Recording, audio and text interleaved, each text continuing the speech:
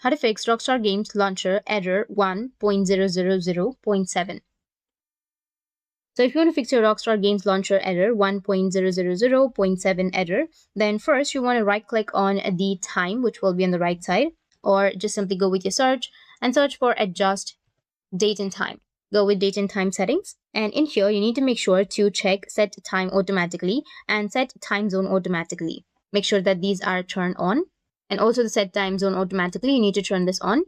After that, you will have sync now option, which will be on the bottom. You need to go with sync now. Wait for it to sync your clock. Now, if that still doesn't work for you, then try to uncheck both of these options, which is this set time automatically, and then switch to a different time zone and see if that solves the problem. But generally, syncing your time zone and time automatically should solve this issue. Now you will simply need to close this and then start your Rockstar launcher as an administrator, and you should be good to go. That's pretty much. And if you have any questions, feel free to comment below. Thanks for watching.